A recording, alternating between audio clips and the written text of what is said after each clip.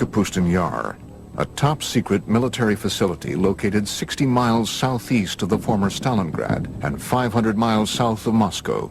Built under the personal direction of Joseph Stalin, it is Russia's oldest and largest military facility. Its activities over the past 60 years have fueled controversy over what really goes on behind these walls. Kapustin Yar, or Vladimirovka, as initially it was called. It was, and it still is the first Russian space range. I'm Vladimir Semenov, and I was with KGB for 26 years. Kapustin Yar, everything was top secret. It was nothing there not secret. I'm Sergei Khrushchev's son and former Prime Minister of Soviet Union, Nikita Khrushchev. Less than a year after the Roswell crash made headlines around the world, many believe that this Russian base may have experienced a landmark UFO encounter and crash of its own. June 19, 1948, early evening. According to reports, Kapustin Yar's air traffic controller sees a strange object appear on his radar screen. At the exact same moment, a MiG pilot about 10 kilometers downrange from the base sees a large silver cigar-shaped UFO directly in front of him. He radios back to the base that he's being blinded by a bright light. A Russian pilot encountered a UFO in 1948 and tried to attack it with extremely unfortunate results for both. The pilot was blinded by rays of light emanating from the UFO. It is believed that under direct orders from Soviet Air Force Commander-in-Chief Zyugarov, the pilot engaged the UFO for almost 3 minutes before launching a missile that was finally able to bring the object down.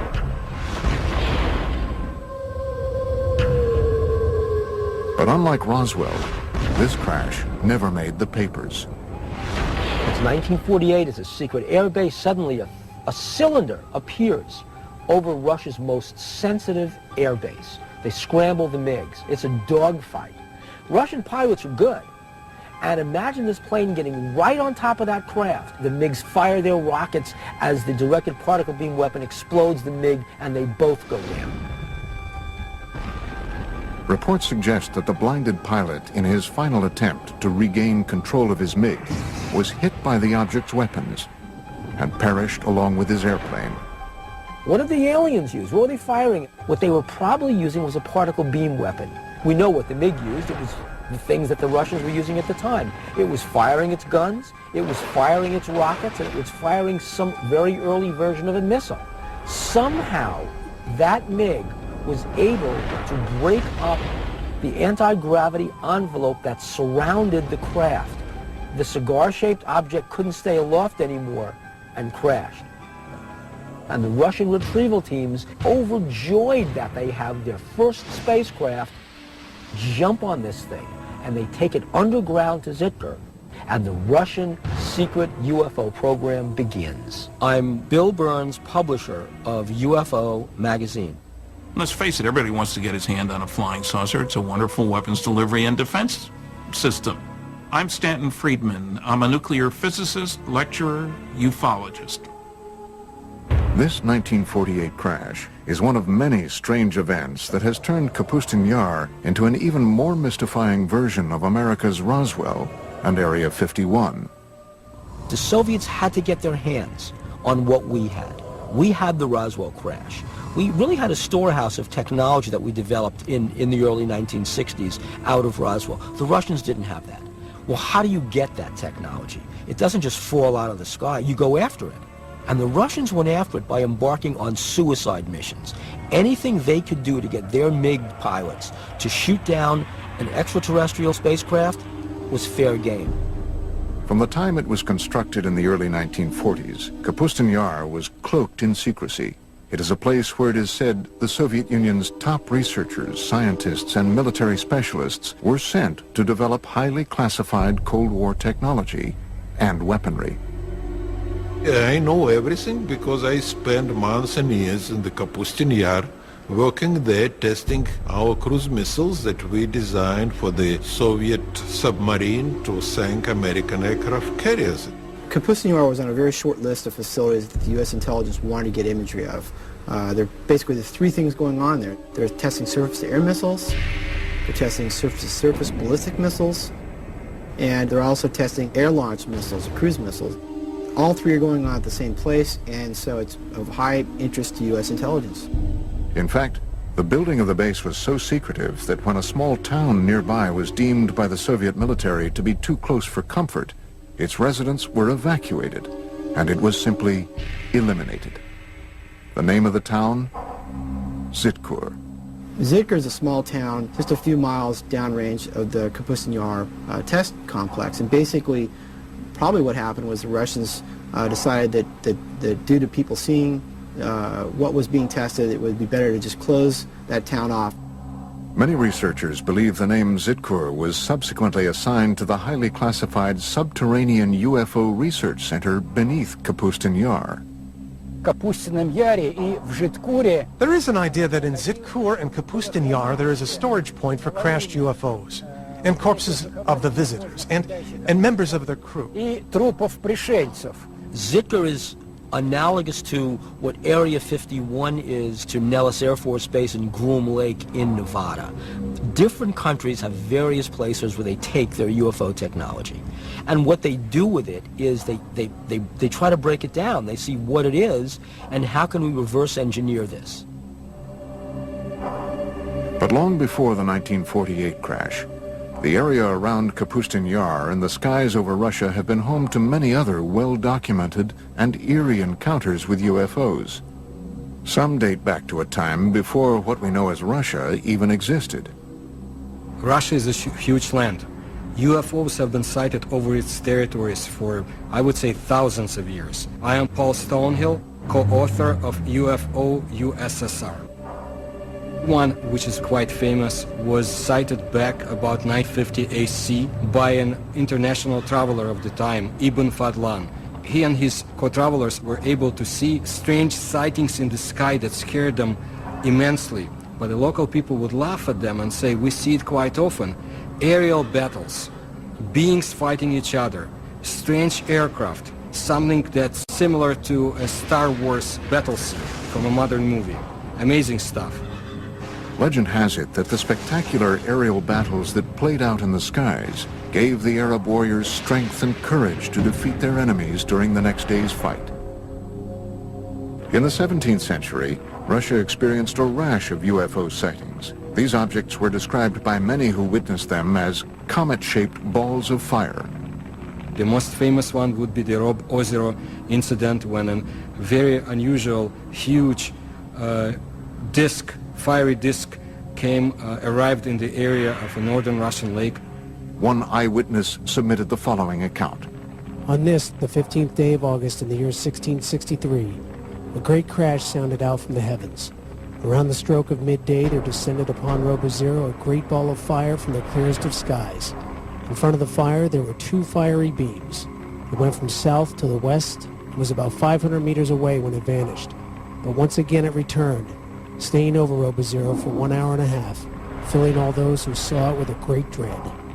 This documented account goes on to detail fishermen scalded by the burning lake, along with glowing fish that flung themselves onto the ground to escape the looming fireball. Stories, like what they saw over Robo Zero, were common in pre-revolutionary Russia and outside of Russia in Europe.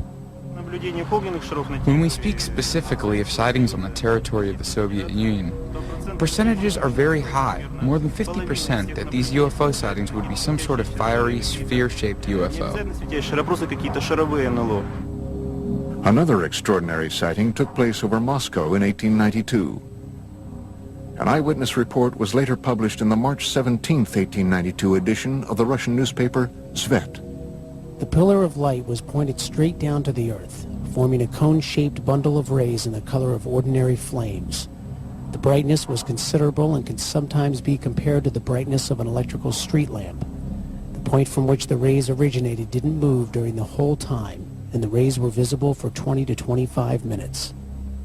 While enormous fireballs have been sighted over Russia for centuries, there have been none bigger or more devastating than the event that leveled the Siberian forest of Tunguska in 1908. And of course it was one of the theories which have to appear that it was not a comet, it was not meteorite, that in reality it was a spacecraft. Coming up, did a UFO explode over Tunguska. It is believed that not one but two objects collided over the Tunguska in 1908, equal to many Hiroshimas. And later, what happened to the wreckage of the 1948 crash at Russia's Roswell?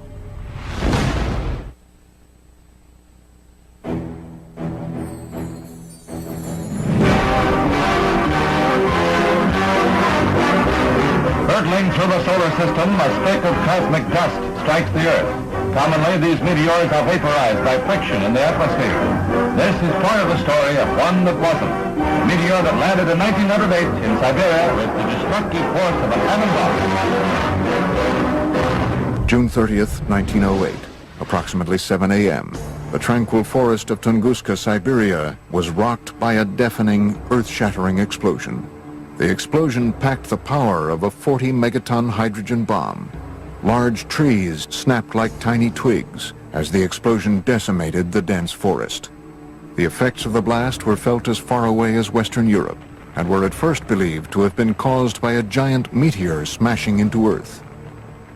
My own personal conclusion is that that was Mother Nature showing off, if you will, but that there was no intelligence behind what happened there. It wasn't a rocket, it wasn't a bomb sent to let us know that aliens are watching you, Earthlings. Literally a catastrophe from outer space. Yet UFO researchers say if this devastating explosion was the result of a meteor, why were there no craters found in or around Tunguska? It is something scientists to this day have had trouble explaining. This was, let's call it an explosion, although some people call it an implosion. Whole kilometers of the taiga forest were destroyed. The event itself caused changes in the magnetic field of our planet. The academic establishment is of the opinion that the Tunguska event was simply a meteor, but there are many facts that speak to the idea that it was, on the contrary, rational guided flight. It made a turn, which is something that a natural object or meteor could not have done. What was it that could have done that level of devastation and not leave a crater? Modern-day UFO researchers were not the first to suspect that the Tunguska event was the work of something other than a meteor. Reports suggest that Stalin believed the Tunguska blast was the result of a UFO that had launched some sort of experimental weapon. Stalin was interested in the acquired information to determine whether UFOs presented an immediate threat to the Soviet security. That's why he used some of his top scientists to give him an assessment. Scientists like Korolev studied UFO materials. Sergei Korolev, one of the Soviet Union's most celebrated scientists, would go on to become the father of the Russian space program and the man responsible for Sputnik. Along with Stalin, he was determined to solve the mystery of Tunguska. These observations prompted him to finance an expedition to the place where the Tunguska event happened. Sergei Korolev used his own money to send an expedition to the Tunguska area in helicopters.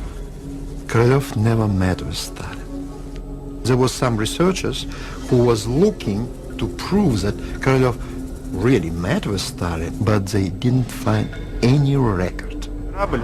Stalin presumed it really could have been a spaceship. He wanted to find the fragments of that ship, put it back together, and recreate the object for military purposes. Initially, Korolev found that many of the physical scars left behind at Tunguska were still visible. But the most shocking discovery came in the form of radioactive metallic fragments found at the site. Debris uncharacteristic of any asteroid or meteor. If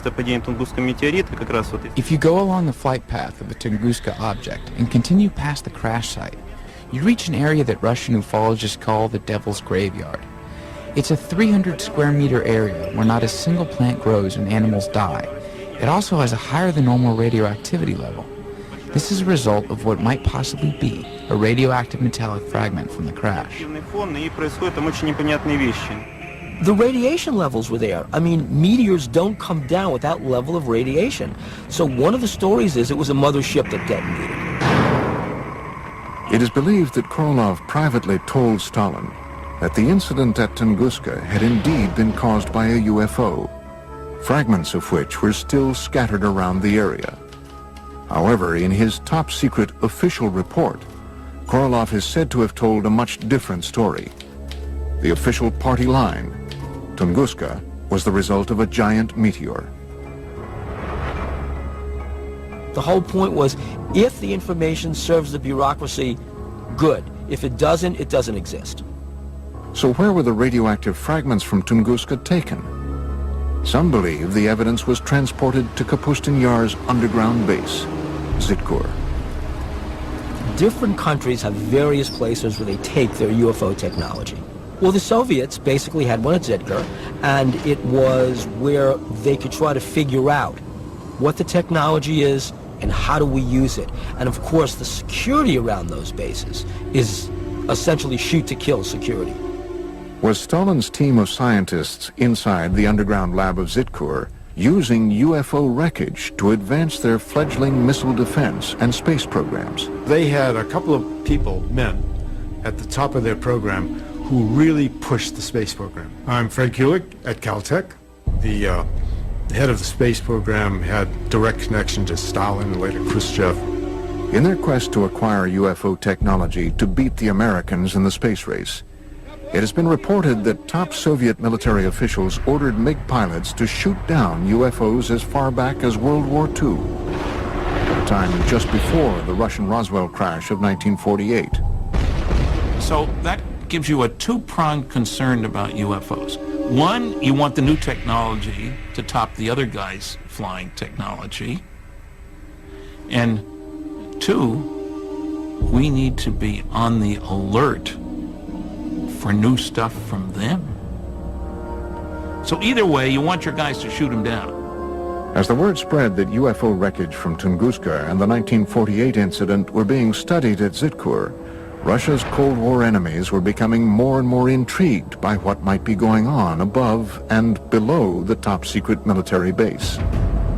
The CIA had agents in the Soviet Union back in 1950s who had reported on UFOs, and the CIA was very much interested in what was happening in the Soviet Union. Coming up, shocking, never-before-seen U-2 reconnaissance photos of Kapustin Yar. And later, an underground tour of Zitkur, revealing for the first time ever the base within the base at the center of Russia's Roswell. In the early stages of the Cold War, the Soviet military test site of Kapustin Yar became a hotbed of secret activity. Activity that involved advanced weapon, missile, and rocket tests. So after World War II and the development of the atomic bomb, they were not able to build small atomic weapons. So they had to build big rockets to carry them. Unlike the U.S., we still had fairly sizable rockets, but we could miniaturize things to a certain extent, much better than they could. So from the very beginning, they envisioned large rockets, and that really gave them a start on the space program as well. The Russians had one of the scariest pieces of paper I've seen at one of the 20 archives I've been to, said that the Russians have made more progress in the past 18 months in the development of nuclear weapons and methods for delivering them than had been anticipated for 5 years. That was in 1951. By the early 1950s, rumors of UFO activity and experiments at Kapustin Yar had indeed leaked beyond Soviet borders. Alarming news that some say may have prompted the U.S. to find out once and for all if the Soviets had gotten their hands on UFO technology.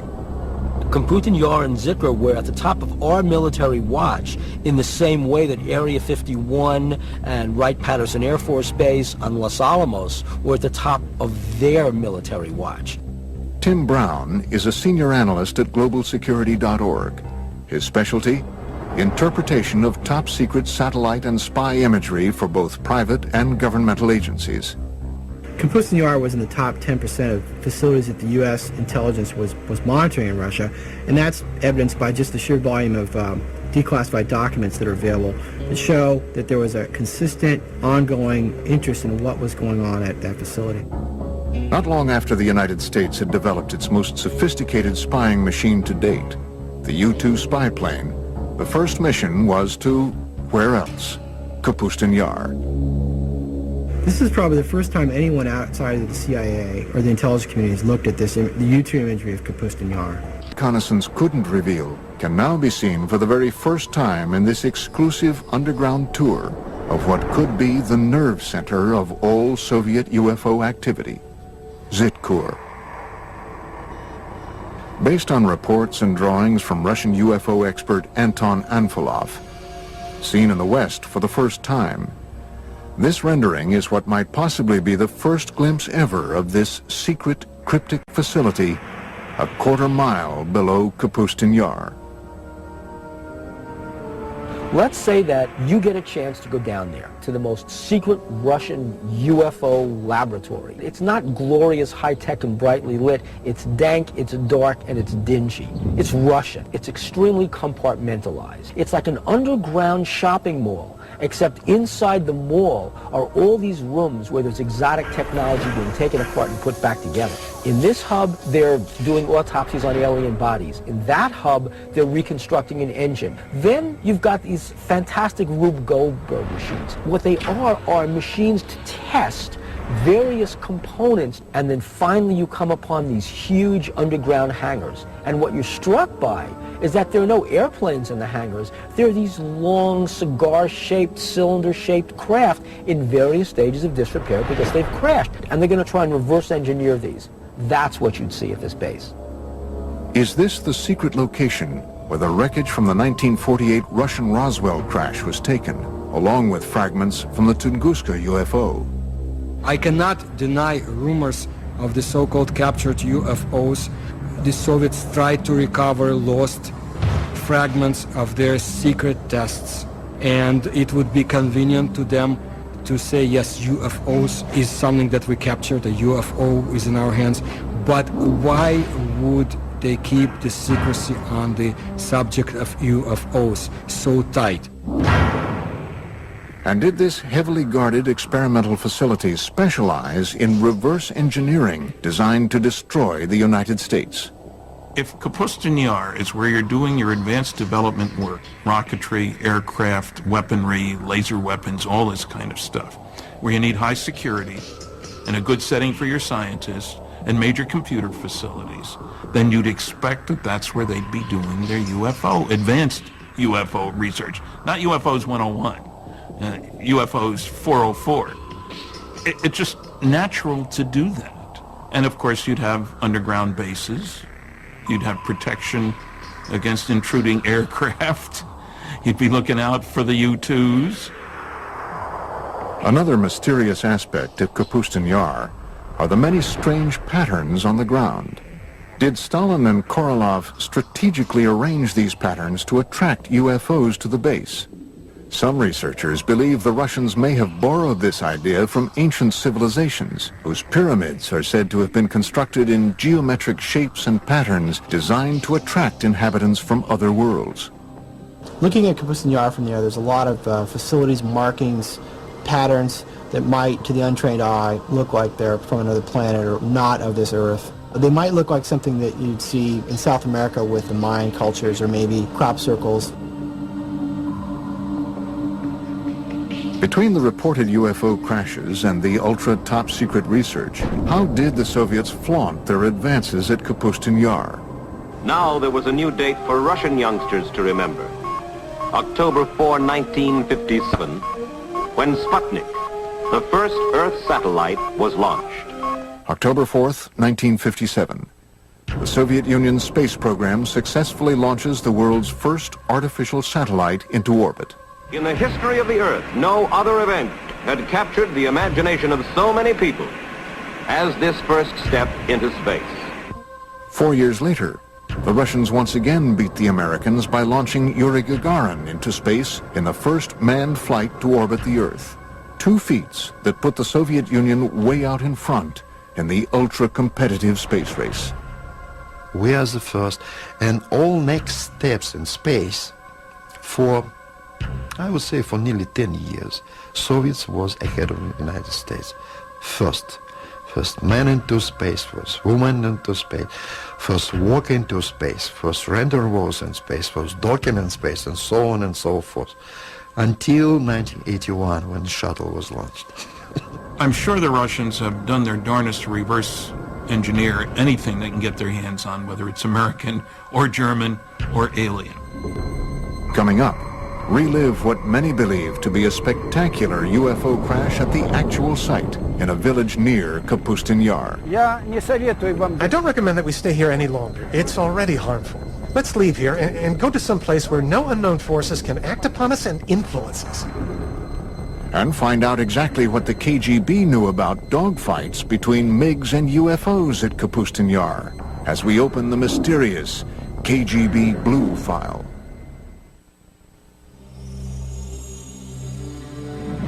Russia's foremost authority on UFOs is a man so legendary and popular around the country that he is known only by his last name, Azhaja. On this spot of the UFO landing, an American group is filming for the first time. He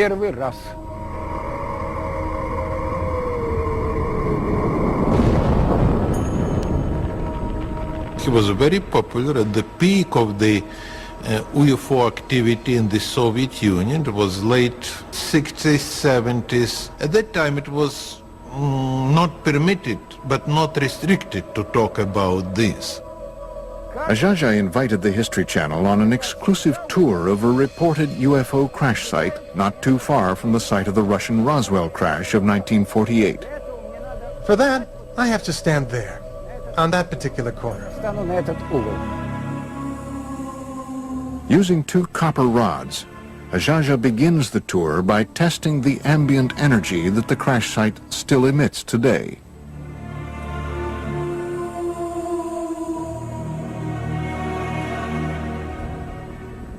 There it is, a negative sign right there. Down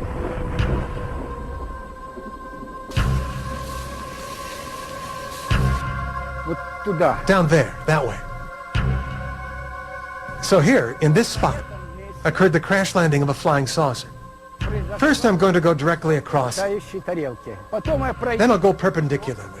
Then I'll go by the diagonals. This is where the boundary begins. All right, I'm going towards the center. In the center, we see a lot of plant growth and compact. And what's most important is that here,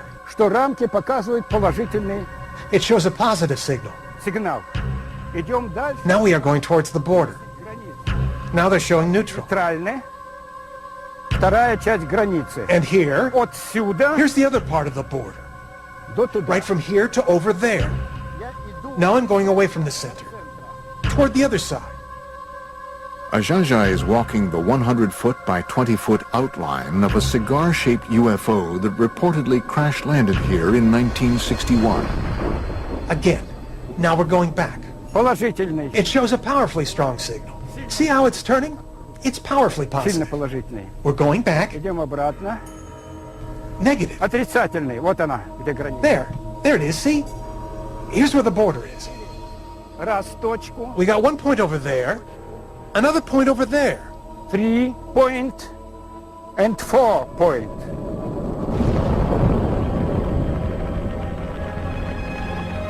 Animals avoid this place. They go around it.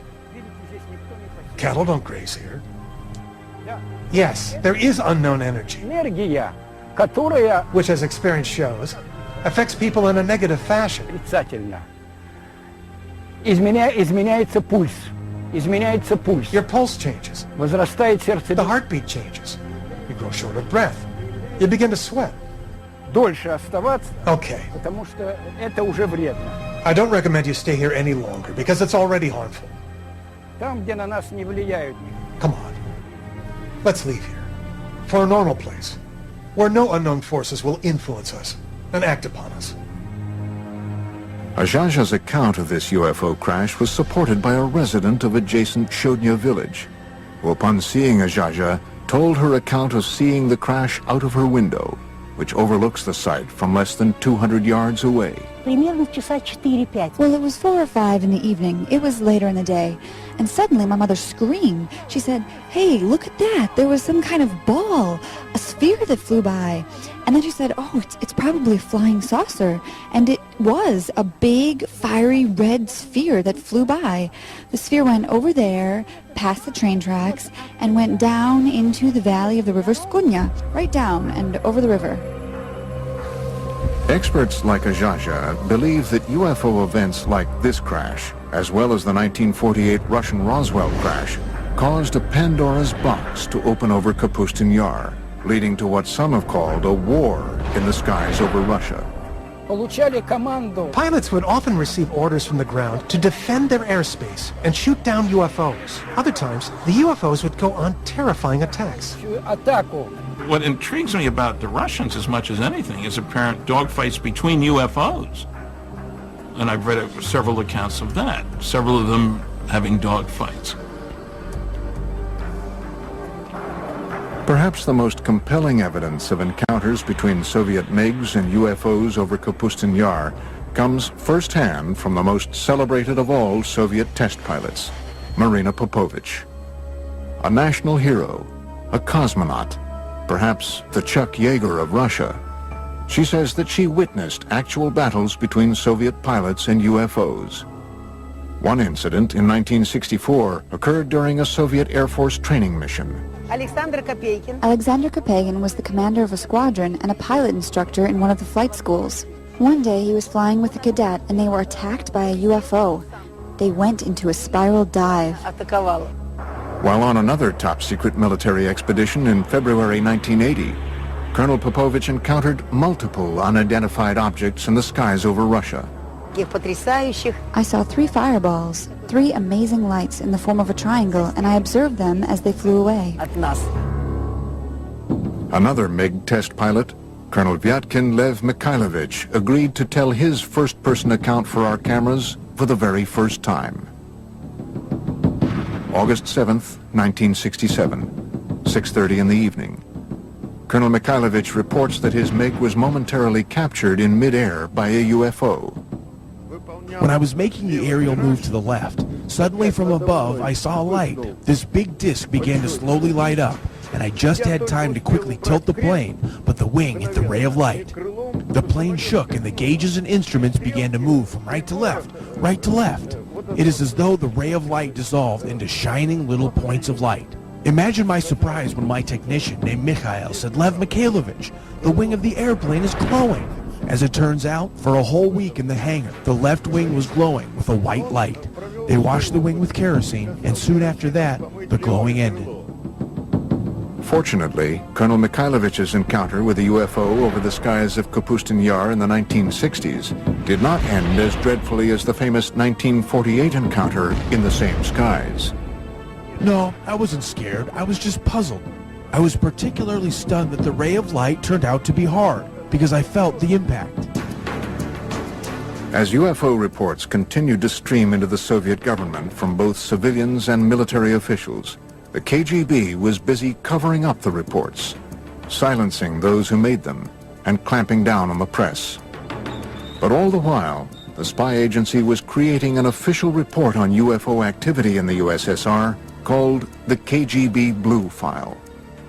Americans will never understand this, you know, because you have to be inside KGB to know the power KGB had. And during Stalin time, KGB was unbelievable powerful. Written and researched over the 20-year span between the mid-60s and the mid-80s, the KGB Blue File was one of the most extensive official explorations of UFOs ever commissioned by any governmental agency anywhere. The KGB Blue File is a 124-page collection of documents released in 1990. I believe this is not everything the KGB has had in their hands, and I'm not the only one. The Blue File compiled thousands of reports of UFO sightings, dogfights, and crashes, all of which were described in vivid detail. According to the Blue File, as recently as March 21st, 1990, the residents of a dozen Russian towns not too far from the gates of Kapustin Yar all witnessed the exact same UFO sighting between 10 and 11:30 p.m. The following is from the written account of a KGB internal affairs officer. After obtaining more exact information, it was established that a rather large number of residents in nearby cities became eyewitnesses of a UFO, and in several cases, 2 UFOs. One witness saw a ray of light emitted from the object that illuminated the Earth's surface. If there are so many rumors and talks about UFOs, sooner or later government will ask its intelligence. What's going on, guys? Explain us. And KGB had to create this file with all the publications abroad and some witnesses who saw or thought that they saw it. Is it possible that this 1990 incident could have been a simple military test sent up from the grounds at Kapustin Yar? Or was it yet another incident involving UFOs? Coming up, shown for the first time outside of Russia, exclusive footage of what might be the only recorded evidence of a fireball UFO crash. If the Soviet Union had not imploded under its own weight in the early 1990s, the chilling accounts you've just seen of close encounters of the first kind in and around Kapustin Yar would have remained yet another Soviet-era secret. It's different because the time is different. If you're talking with elder generation, yes, of course, no question about this. But nowadays, absolutely different.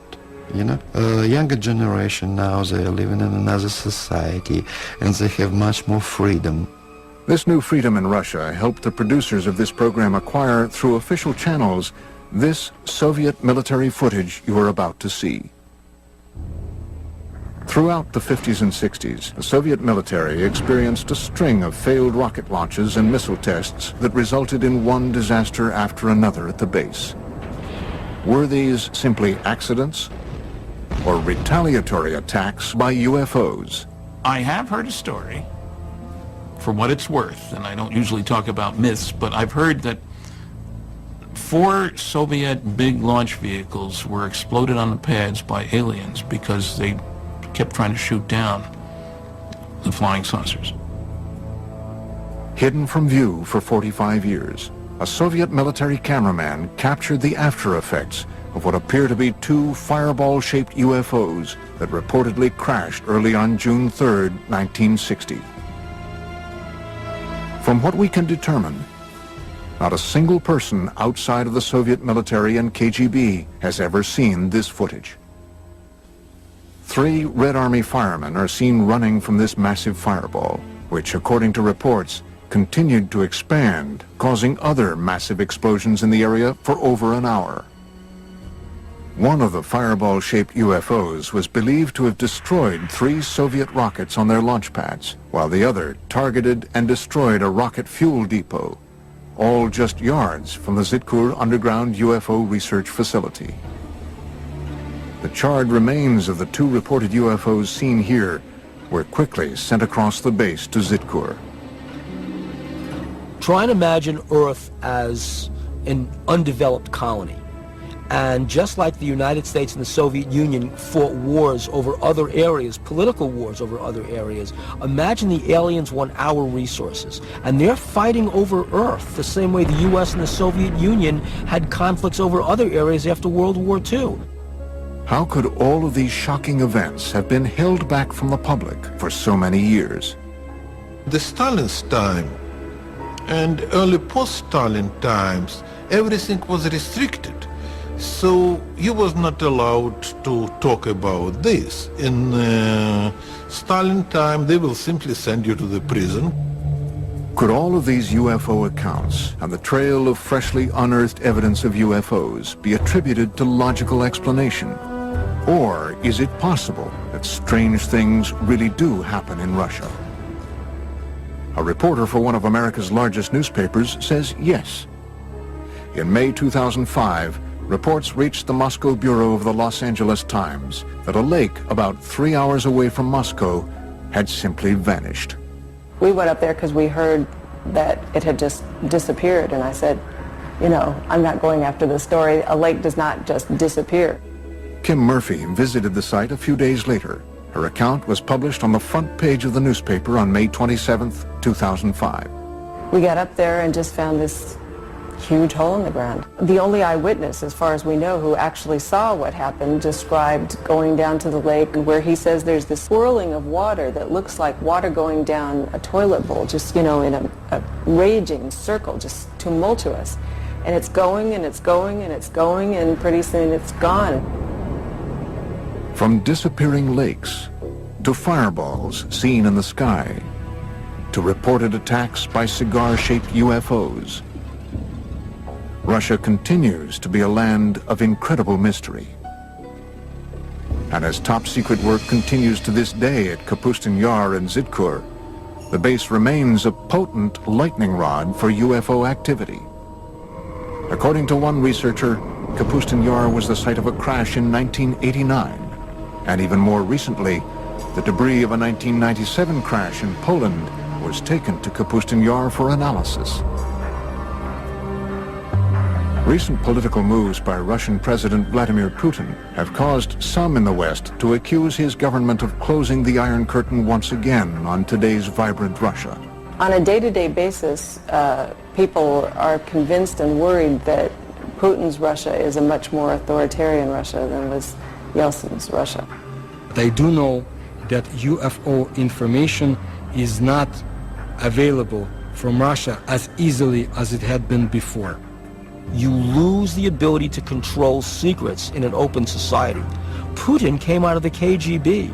He's seeing a lot of valuable information and valuable technology go to private sources. The Soviet Union is closing down in a lot of areas, but also closing down in UFOs. It might be even longer until the curtain is pulled back on the secret underground laboratories and lairs of this legendary Area 51 of Russia. And we have only just begun to scratch the surface of the puzzling mysteries of Russia's Roswell.